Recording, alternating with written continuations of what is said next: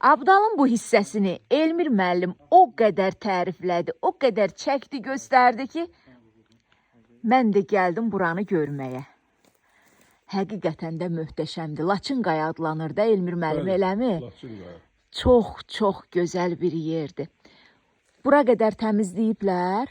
Buradan yuxarı deyirsiniz ki, təmizlənsə yol gedir çıxır. Abdal məscidinin qarşısına. Yol qısalır elə bil.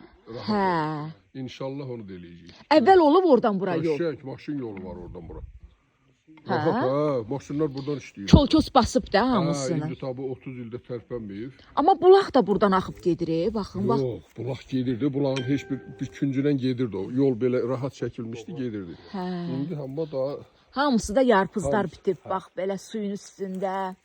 Qəşəng, gözəl. Bunlar da moruq böyürtkəndir. Hamısı, hə.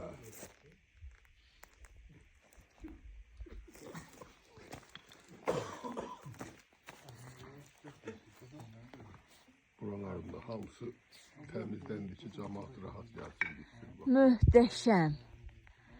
Çox gözəl yerlərdir. İndi aprel ayından sonra maydan buraların havası da, gülü çiçəyi də cənnət olacaq. Buralara ayağı düşən mütləq gəlsin bu Harun bulağı deyilən bir yerə. Laçın qayaya. O vaxtlar işğaldan öncə 80-ci illərdə, hətta 70-ci illərdə bura gələnlər arasında və Abdal cəmaatı arasında dəbiymiş bu qayaya öz adını yazmaq. Eləmi Elmir müəllim? Bax, o qayanın üstündə həmin adların hamısı qalır.